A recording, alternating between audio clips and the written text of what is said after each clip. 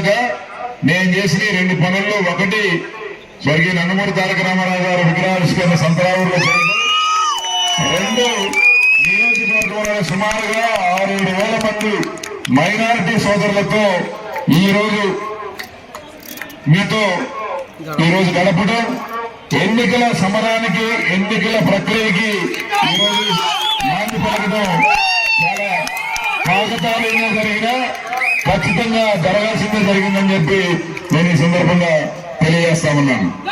ఈరోజు చాలా మంచి రోజు, నిన్న మంచి రోజు, ఈరోజు పెద్ద రాత్రి అని చెప్పి షరీఫ్ గారు చెప్తా ఉన్నారు. అందుకే పెద్దలు మన అహ్మద్ గారు వెళ్ళిపోయారు.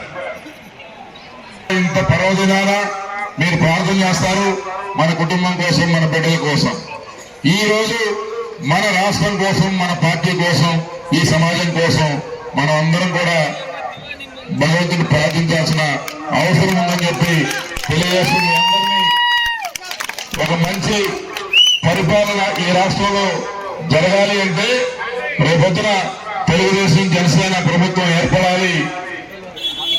ఒక సమర్థవంతమైన నాయకత్వం, రాష్ట్రం పట్ల బాధ్యత కలిగిన నాయకత్వం అధికారంలోకి రావాలంటే మన శక్తి సామర్థ్యాలతో పాటు భగవంతుని ఆశీస్సులు కూడా మనకు ఉండాలి.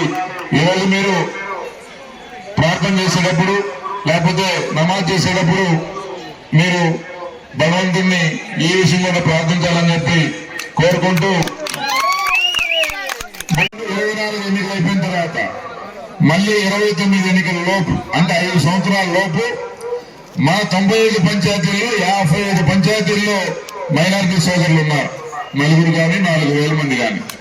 ఈ 55 పంచాయతీల్లో నేను ఇందాక చెప్పిన మసీదుకు సంబంధించి, అలాగే ఈద్గాకు సంబంధించి, అలాగే కమ్యూనిటీ హాల్ మన షాదీఖానాలకు సంబంధించి, అలాగే బరీల గ్రౌండ్కు సంబంధించి, వీటితో పాటు మదరసాలకు కానీ లేకపోతే నా దృష్టిలోకి వచ్చిన ప్రతి ఒక్క సమస్యని